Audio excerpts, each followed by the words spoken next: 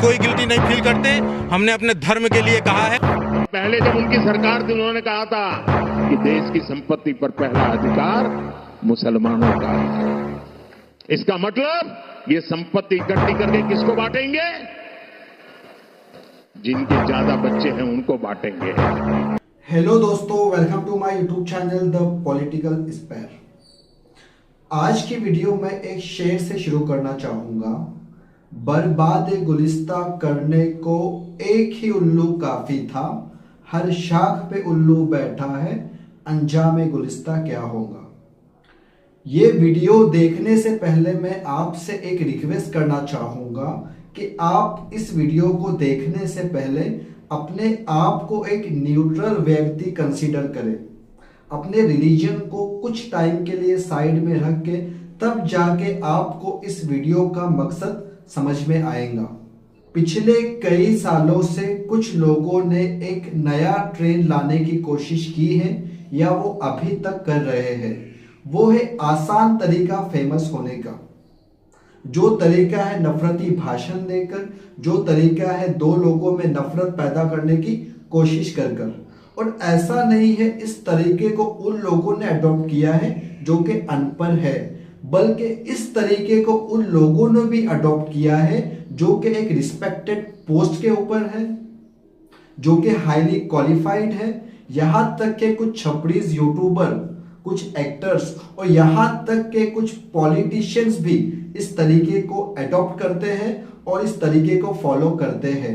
और इफ आप मुस्लिम हो या आप हिंदू हो, यहां तक कि आप किसी भी रिलीजन से ताल्लुक रखते हो, किसी को इस चीज का हक नहीं है कि वो किसी दूसरे के रिलीजन पर कोई रिमार्क दे, जो कि गलत रिमार्क दे, जिस वजह से नफरत फैलने का अंदेशा हो। ये हक किसी को भी नहीं है। ये हक ना होने के बावजूद भी लोग ऐसा करते हैं, क्योंकि 2023 के रिपोर्ट के अकॉर्डिंग 668 ऐसे केसेस रिपोर्ट हुए जहां पे हेट स्पीच हुआ हो, जहां पे 118 केसेस महाराष्ट्र में और 104 केसेस उत्तर प्रदेश में रिपोर्ट हुए थे। और नेशनल क्राइम रिकॉर्ड ब्यूरो के अकॉर्डिंग 45% केसेस में इंक्रीजमेंट हुआ है रिलेटिंग टू हेट स्पीच। अब यहां पर एक सवाल उठ के आता है, ये सब करने का फायदा क्या है? क्या ऐसा इसलिए किया जाता है कि कहीं ना कहीं पे अपना जाती फायदा छुपा है, या ये इसलिए किया जाता है कि लाइमलाइट में रहा जाए?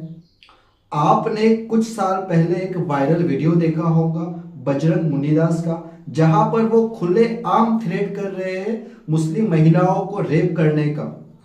और ऐसा नहीं है कि हेट स्पीच बस एक कम्युनिटी से होती है। ये बात भी सच है कि हर रिलीजन में कुछ ऐसे लोग होते हैं जो अपने जाती फायदे के लिए या जो अपनी कुर्सी को गर्म करने के लिए ऐसे हेट स्पीच देते हो।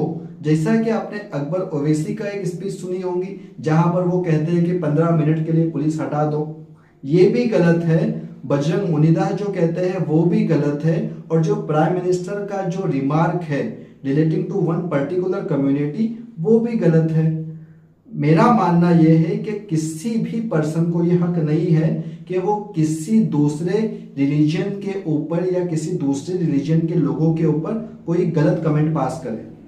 जैसा कि आपने अभी हाल ही में देखा, कोई एक संत है जिसने prophet Muhammad peace be upon him के ऊपर एक कमेंट पास किया है।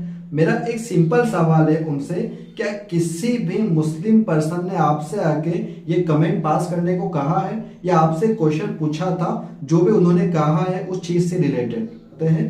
तो आप क्यों ऐसा गलत रिमार्क पास करते हो जिससे मेरे देश में नफरत को बढ़ावा मिले? और अब हम बात करते हैं इन तमाम चीजों का इफेक्ट किन लोगों पर होता है। जो ऐसे भड़काऊ भाषण देते हैं वो आज भी कई एयर कंडीशंस में बैठे होते हैं। और जो लोग हैं, जो कि आम जनता है, जो कि आप जैसी और मेरी जैसी है, इनका इफेक्ट हम लोगों पर होता है। अब हम बात करते हैं जो नफरती भाषण हो रहे हैं, इस पर किस तरह से रोक लगनी चाहिए, जो कि मेरा पर्सनल सजेशन है। कोई भी पर्सन हो, किसी भी रिलीजन से ताल्लुक रखता हो, कोई भी हो, जो भी नफरती भाषण करता है उसका विरोध होना चाहिए और एक किसी ऐसी कमेटी का गठन होना चाहिए जिसमें से हर रिलीजन के कुछ लोग हो और वो आपस में बैठकर सहमति के साथ अगर कोई दूसरा पर्सन किसी रिलीजन पर कुछ बोलता है तो सबसे पहला विरोध वहां से होना चाहिए। और इसकी जो सेकंड चीजें जो कि होना चाहिए वो है एजुकेशन।